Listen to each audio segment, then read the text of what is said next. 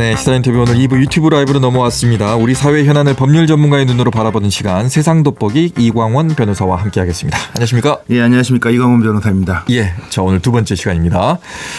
자, 오늘은 5인 이상 50인 미만 사업장에 대해서 적용되는 중대재해처벌법에 대해서 얘기 나누겠습니다. 예, 중대재해처벌법은 2021년 1월 26일 날 제정되었고, 제정될 때부터 2022년 1월 26일부터 50인 이상 사업자에 대해서 적용을 하기로 했고, 네. 그다음에 2023년 1월 27일부터 5인 이상 50인 미만 사업자의 경우에도 시행을 하기로 이미 예정되어 있습니다. 예, 그래서 이번 2024년 1월 27일부터 중대재해처벌법이 5인 이상 50인 미만 사업자에도 적용되게 된 겁니다. 네. 이와 관련해서 이제 중대재해처벌법이 적용이 확대되면 종사자가 5명 이상인 개인 사업주인 동네 음식점이나 빵집 사장님도 대상이 된다. 영세 사업자 83만 명 예비 본법자로 만드는 정치다. 자칫 수십만 명의 영세 기업인과 소상인들은 본법자로 만들고 여기서 일하는 800만 근로자들의 일자리마저 위태롭게 하는 사태가 생길까 우려된다라는 주장이 나오기도 했습니다. 이러한 주장이 정당한지 중대재해처벌법을 통해서 알아보겠습니다. 이 주장을 한 곳은 일부 언론입니다. 일부 언론. 예, 그렇습니다. 예. 자, 먼저 종사자가 5명 이상인 동네 음식점이나 빵집이라고 말씀하셨는데 중대재해처벌법에 적용 대상이 된다는 거잖아요. 예, 그건 사실입니다. 네. 상시 근로자가 5명 이상인 사업장은 업종이나 직종 상관없이 이제 모두 중대재해처벌법 적용 대상입니다. 동네 음식점이나 빵집 사장 같은 개인 사업주도 그 상시 근로자가 5명 이상이면 중대재해처벌법에 적용 대상이 됩니다. 네. 그런데 중대재해처벌법이 적용되는 경우는 매우 한정적입니다. 한정적이다. 예. 이제 중대재해라고 하면 네. 중대산업재해하고 중대시민재해가 있는데 네. 오늘은 중대산업재해에 대해서만 얘기할 거고 네. 중대산업재해라고 하는 거는 사망자가 1명 발생하는 경우 또는 동일한 사고로 6개월 이상 치료가 필요한 부상자가 2명 이상 발생한 경우. 큰 부상이네 그러니까. 예, 그렇습니다. 네. 그리고 동일한 유해 요인으로 급성 중독 등 대통령령으로 정하는 직업성 질병자가 1년 이내에 3명 이상 발생한 경우를 말하고 네. 이런 경우에만 중대재해처벌법이 적용됩니다. 이거는 상당히 큰 사고를 말하는 거잖아요. 예. 근데 실제로 뭐 조그마한 업체라든가 중소기업 같은 경우에도 뭐 다진육 배합기라든가 그 반죽기라든가 또는 그 파사기 등 같은 경우에는 그렇죠, 그렇죠. 그런데 옷이나 팔이 끼어서 사고가 발생하는 경우가 있습니다. 예. 그러나 최근 3년간 산재 사망자 수를 보면 숙박 및 음식 직업에서는 매년 1% 정도입니다. 1%? 예. 그리고 단순히 뭐 화상이나 상처 등을 입었다고 해서 바로 중대재해처벌법이 적용되지는 않습니다. 그러면 동네 음식점이라든가 뭐 소위 말하는 이제 영세 사업자들 같은 경우에는 그 전에는 이렇게 중대재해처벌법 정도의 처벌을 받은 사례는 많지 않았을 것 같은데요. 어떻습니까? 이 중대재해처벌법 같은 경우는 만약에 사고가 발생할 경우에 사업주 또는 경영 책임자 등에 대하여 1년 이상 징역 또는 10년 이하의 벌금을 처벌하도록 하고 있는데 네네. 50인 이상 사업자 경우에도 1년 6개월 정도가 최고였고 실형을 받은 경우는 한 번 정도밖에 없기 때문에 크게 뭐 그렇게 중대재해처벌법이 적용된다 그래서 처벌이 많이 강화되지는 않는 것 같고 그리고 중대재해처벌법이 적용되기 이전에도 네네. 예, 동네 음식점이나 빵집에서도 사망사고나 뭐 6개월 이상의 치료가 필요한 정도로 중대한 사고 발생을 하면 그 형법에 따른 업무상 과실치상죄, 치사상죄 또는 산업안전보건법에 따른 처벌을 받아왔습니다. 아, 그래요? 예. 뭐 동네 빵집이든 동네 음식점이든 사업주가 안전 의무를 못 해가지고 종사자가 사망에 이르렀다면 그건 처벌받는 건 당연한 겁니다. 그러면 이제 중대재해처벌법이 적용될 경우에 그 전에는 이제 다른 법에 의해서 산업안전보건법에 의해서 처벌을 받았잖아요. 그런데 중대재해처벌법으로 적용이 됐을 때는 어떤 점이 달라지는 겁니까? 이제 산업안전법상의 처벌은 네. 7년 이하의 징역 또는 1억 원 이하의 벌금이었는데 네. 이제 중대재해처벌법상의 처벌은 7년 이하의 징역에서 1년 이상의 징역. 아, 1년 이상으로 바뀌어버렸네. 예. 아, 한정을 안 줬네요. 예. 그리고 벌금도 10억 이하의 벌금은 형이 많이 가중되긴 했습니다. 아. 근데 무엇보다도 산업안전보건법이 아닌 중대재해처벌법이 적용되는 경우 달라지는 건 처벌 대상자입니다. 네. 이제 산업안전보건법은 사업주에게 안전 및 보건 조치 의무를 부과하고 사업주가 이를 위반한 사고가 발생한 경우에 사업주를 처벌합니다. 네. 예. 그런데 여기서 사업주는 근로자를 사용하여 사업을 하는 자를 말하고 사장님. 그러니까. 예. 개인 사업자 같은 경우는 개인 사업주가 되는데 법인 사업자 경우에는 법인이 사업주가 됩니다. 법인이. 예. 대표가 아니라 이게 법인이 사업주가 되기 때문에 네. 법인의 대표는 의무 대상자도 처벌 대상자도 되지 않는 경우가 대부분입니다.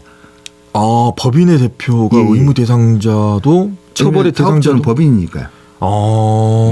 물론 산업안전보건법에서도 양별 구정을 두어가지고 실제 안전 및 보건 조치 의무를 직접 위반한 행위자에 대해서 처벌하는 규정이 있습니다. 네. 그러나 이제 대부분은 그런 직접 이행한 사람은 대표가 아니라 사업장의 관리자, 안전관리자 또는 현장 소장, 현장 관리자 등이 처벌될 뿐이며 법인의 대표자가 처벌되는 경우는 거의 없었습니다. 아, 그러면 지금 잠깐 드는 생각이 예를 들어서 화정동 아이파크가 무너졌어요. 예. 사망 사고가 났어요. 예. 근데 그 현대산업개발의 법인의 대표는 빠져나가고 산업안전보건법에 의하면 그 화정동 아이파크의 현장 소장이라든가 이런 사람들이 양벌 규정으로 처벌받지 그 대표가 처벌받는 경우는 거의 없습니다. 법인의 대표는 예. 이거는 산업안전보건법에서 법이 수범자라고 하죠. 법이 의무를 부과하는 사람도 사업주 법인이고. 아, 그래서 그러니까 만약에 처벌을 받게 된다면 법인이 뭐 교도소에 갈 수는 없으니까 법인한테 벌금 정도 부과하는 정도로 끝날 겁니다. 야, 그럼 현장에 있는 사람들만 뭐 현장 관리 소장이라든가 관리자라든가 안전관리자 뭐 학동에서도 나왔지만 뭐 감리자 예, 그렇습니다. 뭐 이런 사람들만 다 예. 반면에 중대재해처벌법은 그러면 중대재해처벌법은 그 수범자가 네. 사업주뿐만 아니라 경영 책임자 등이라고 규정을 하고 있습니다. 경영 책임자 등이면 그럼 법인의 대표도 그럼 들어가는 건가요? 이게 그 법에서는 경영 책임자 등은 네. 사업을 대표하고 사업을 총괄하는 권한과 책임이 있는 사람 또는 이에 준하여 안전보건에 관한 업무를 담당하는 사람이라고 규정하고 있기 때문에 법인 사업자의 경우 대표 등이 경영 책임자가 됩니다. 아, 그러면 법인의 대표도 이번에는 이제 처벌을 받을 수 있다. 예, 중대재해처벌법으로는. 예. 그러면 이게 조금 더 나아진 거 아닌가? 예, 좀 더 이제 뭐 사업장에서 발생한 안전사고 같은 경우에는 개개인이 잘못해서 발생하는 경우도 있지만은 대부분 안전장비나 안전시설을 갖추지 못한 구조적인 문제로 발생하는 경우가 많습니다. 그렇죠. 예를 들어서 뭐 이 파쇄기 같은 경우 이 기계가 돌아가면 옷이나 신체의 일부가 낄 수 있는데 이런 파쇄기나 분쇄기 같은 경우 2인 1조로 근무를 하게 하거나 그다음에 기계에 이물질이 끼었을 경우 기계가 자동으로 정지하는 장치를 설치하거나 아니면 그 이물질이 끼었을 때 긴급 정지할 수 있도록 그런 버튼을 작업자 손 근처에서 설치하게 하거나 또는 이제 그런 기계에 실수로 넘어져서 낄 수도 있으니까 접근을 금지하는 안전바 같은 안전장치를 설치하는 등 전체적인 안전 시스템을 이제 개선하는 게 매우 중요합니다. 그런데 이런 사업장의 안전 시스템을 개선하려면 돈이 들죠. 투자해야 되고 그 결제를 받아야 되는데 결제권자의 최종 결제권자는 대표일 거 아니에요. 예, 그렇습니다. 이 산업안전보건법상에서는 직접 처벌을 받는 현장 소장이라든가 현장 관리자 등이 이런 사업장의 안전 시스템 개선을 위해서 자금 투자를 결정할 능력이 없습니다. 그렇죠. 권한도 없습니다. 그렇죠. 그래서 뭐 개선하고 싶어도 못하는 경우가 있습니다. 그래서 이제 중대재해처벌법은 사업주뿐만 아니라 경영 책임자 등에게도 직접 종사자의 안전 및 보건 확보 의무를 부과한 겁니다. 예. 그래서 중대재해처벌법은 그냥 뭐 대표를 처벌하겠다 이런 목적으로 만들어진 법이 아니라 그 대표 경영 책임자 등에게 안전 및 보건 확보 의무를 부과해서 중대재해를 예방하고 시민과 종사자의 생명, 신체를 보호하기 위해서 만들어진 법입니다. 그러니까 법인의 대표들도 경영 책임자들도 노동자의 안전을 위해서 최선을 다해라. 예. 이런 거네요. 예, 왜냐하면 그렇습니다. 지금까지 사고가 전부 다 혼자 있을 때 났었고 뭐 반죽기에 뭐 끼어가지고 뭐 사망한 우리 안타까운 죽음도 거의 대부분 혼자서 일하다가 그렇게 됐거든요. 보통 규정은 2인 1조로 돼 있긴 하지만 그게 지켜지지 않는 경우도 많고. 그러니까요. 그리고 또 뭐 그 빨려 들어가기 긴급정지 예를 들어서 장치. 정지 장치가 있었는데 그런 것도 없었. 예. 참. 이제 따라서 중대재해처벌법이 확대 적용되면 네네. 개인 사업자인 동네 음식점이나 빵집 주인들보다는 네. 예, 법인의 경영 책임자들에게 그 안전 및 보건 확보 의무를 추가로 부과하는 겁니다. 네. 근데 그럼에도 일부에서는 이런 법인의 경영 책임자들에게 의무를 부과하는 것보다는 마치 중대재해처벌법이 적용되면 시민들과 친근한 동네 음식점이나 빵집 주인 같은 개인 사업자들이 바로 처벌되는 것처럼 호도하고 있는 것 같습니다. 언론이 예. 그렇게 말하면 안 되는데 예. 이 중대재해처벌법의 취지는 그게 아니고 법인의 대표도 이제 처벌받을 수 있으니 그렇습니다. 산업 현장에서 노동자들의 안전장치를 최대한으로 보장해라 이런 거였고 예. 영세 상인들이라든가 우리의 뭐 빵집이나 뭐 미용실 이런 데는 안 그래도 잘하고 있으니 물론 거기도 잘해야 되겠지만 예. 거기를 언론에서 부각시킬 것은 아니다 이 말씀이시네요. 예. 자, 중대재해처벌법으로 인해서 영세사업자가 예비범법자가 된다거나 또 이로 인해서 근로자들의 그 일자리마저 위태롭게 된다는 주장의 근거는 그러면은 없는 것 같기도. 예. 어떤 근거로 이와 같은 주장을 하는지 저도 잘 모르겠습니다. 그러니까. 예. 예, 우리가 많은 시민들이 자동차를 운전하고 있지 않습니까? 네네. 네, 자동차를 운전하다가 자신의 실수로 사고가 발생을 하면 뭐 헌법상 업무상 과실치사상죄 또는 도로교통법 위반, 교통사고 처리 특례법 위반 등으로 처벌을 받게 됩니다. 그렇죠. 네. 그런다고 해서 운전을 하는 사람들이 모두 예비 범법자가 된다거나 네. 그 이런 형법이나 도로교통법, 교통사고 처리 특례법이 적용된다 그래서 갑자기 범법자가 되는 건 아니지 않습니까? 그래서 운전 안 할 수는 없잖아요. 예, 그렇기도 하고요. 네. 예. 또한 운전자가 운전을 하다가 실수로 사고가 발생해서 사람이 다쳤다면 처벌 받아야죠. 그렇죠. 예. 운전자가 받습니다. 예.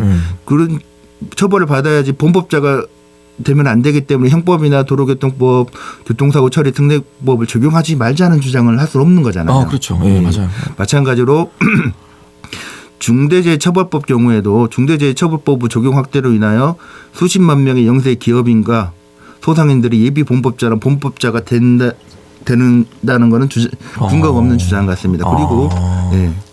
만약에 실제로 그 일부 언론에서 주장하는 것처럼 중대재해처벌법이 확대 적용되어 수십만 명의 범법자가 생긴다라고 한다면 네. 이제 중대재해법이 적용되는 경우가 사망사고나 그냥 6개월 이상 상해도 2명 이상 6개월 이상 상해를 입어야 되는데 네. 그러면 이런 사람들이 수십만 명의 범법자가 생기려면 그 수십만 명보다 2배 정도 되는 이제 종사자가 사망하거나 사고를 당했다는 거잖아요. 네. 그러면 반대로 근로자의 생명 안전을 위해서 중대재해처벌법을 더 빨리 시행했어야 되죠. 이렇게 사고가 많이 발생하는 거라면. 저는 그렇게 생각을 하고 있습니다. 그리고 이게 정도 생각하고 있습니다. 제가 지금 이제 뉴스를 검색해 보니까 중대재해처벌법 유예가 예. 됐네요. 언제 됐나요? 중대재해처벌법 유예 무산입니다. 무산. 예. 예. 2021년에 중대재해법이 만들어질 때부터 2022년에는 50인 이상, 2024년에는 5인 이상 사업자에 적용하기로 했는데 이거에 대해서 별다른 조치를 하지 않고 있다가 이제 5인 이상 사업장에 대해서 적용하는 걸 2년 유예를 하자라고 주장을 했다. 그게 통과가 안 된 겁니다. 아, 통과가 안 된 거군요. 예. 이거 지금 타이틀로 먹어서 지금 내용을 좀 봐야 되는데 하여튼 그만큼 이 중대재해처벌법이 누군가에게는 좀 부담감으로 온다는 건데 그 부담감 자체가 영세 사업자는 아닌 걸로 보이네요. 그렇죠. 영세 사업자보다는 네. 뭐 소상공인이나 중소기업은 대표는 될 수 있죠. 그렇겠네요. 예. 자, 현재 소상공인들은 중대재해처벌법상의 그 의무와 책임에 대해서 잘 알지 못하고 있을 것 같아요. 그래서 이런 뭐 보도가 나오면 잘 모르기 때문에 좀 당황할 것 같고 저도 그냥 월급을 받는 직장인이기 때문에 여기에 대해서 자세하게는 모르거든요. 근데 이제 방송을 하면서 이제 조금 들여다보는 건데 잘 모르면 당황스럽게 되는데 여기에 대해서는 어떻게 생각하십니까? 이제 앞에서 말씀드린 것처럼 중대재해처벌법이 2021년 1월 26일 날 만들어졌고 네네. 만들어진 당시부터 2024년 1월 27일이 되면 5인 이상 사업자 5인 이상 50인 미만 사업장에도 적용을 하겠다. 그게 올해 왔는데. 네, 그게 2021년 법이 만들어질 때부터 정해져 있었던 겁니다. 예. 이런 경우 대부분 정부에서 이제 그 유예 기간이 종료되기 이전, 그러니까 5인 이상 50 미만 사업장에 적용되기 전에 미리미리 몇 달 전부터 중대재해처벌법이 이렇게 학도에 적용된다. 이렇게 새롭게 학대 적용이 되면 새롭게 적용 대상이 되는 사람은 누구이며 무엇을 준비해야 하는지에 대해서 다양한 방법으로 홍보하거나 그렇죠. 이걸 안내하는 절차나 제도를 만드는 것이 통상적인 일입니다. 계도 기간을 거치다 하거나. 예, 예. 근데 이번 같은 경우는 이제 국민의힘에서 그 중대재해처벌법 확대 적용을 유예하는 법안을 제출했습니다. 네. 근데 하지만 유예가 될지 안 될지는 모르는 건데. 마치. 예, 마치 당연히 2년 있다가 적용된 것처럼 정부가 좀 준비를 소홀히 한 것 같습니다. 아직 거기에 대해서 결론도 안 나왔는데. 예. 그 그래서 말이군요. 1월 27일이 되기 전에는 뭐 소상공 5인 이상 50인 미만 사업장에 적용이 되니까 이러이러해라라는 안내나 홍보가 많이 부족했던 것 같습니다. 지금은 정부에서 산업안전대진단이라는 인터넷 사이트를 구축하고 네. 그 사이트에 들어가면 중대재해처벌법상의 안전보건관리체제를 어떻게 구축해야 되는지 설명이 돼 있고 네. 뭐 사업자들이 직접 자가진단을 통해서 그 사업장의 안전 수준을 진단하고 뭐 그 절차에 맞춰서 정부의 맞춤형 지원 사원과 연계할 수 있다고는 합니다. 그렇네요. 이 중대재해처벌법에 대해서 이제 자세하게 좀 들여다 보니까 일단은 만들어졌을 때부터 3년 유예를 줬고 그게 이제 끝나는 시점이 올해 1월 27일이었는데 예, 그렇습니다. 정부는 1월 27일이 오고 있는데도 불구하고 준비가 소홀했고 홍보도 안 되어 있었고 그리고 특정 정당에서 이걸 유예하는 법안을 내니까 마치 2년 유예가 될 것처럼 결론을 본인들이 내놓고 아무것도 안 하고 있었다는 얘기네요. 예, 그래서 좀 혼란이 좀 과중된 것 같은데 네. 어쨌든 중대재해처벌법이 확대 적용된다 그래서 그 언론이나 그 일반 시민들이 생각하는 것처럼 빵집 주인이나 미용실 주인분 이런 분들이 처벌받는 일은 거의 없고 문을 닫게 되는 일도 거의 없을 거라고 생각을 합니다.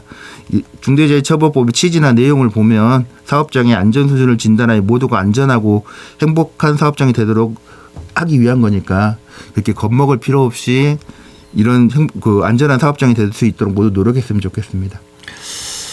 이 정도로 이제 저희가 알려드렸습니다. 이광원 변호사께서. 그러면 앞으로 이제 신문 타이틀이라든가 내용을 신문이래.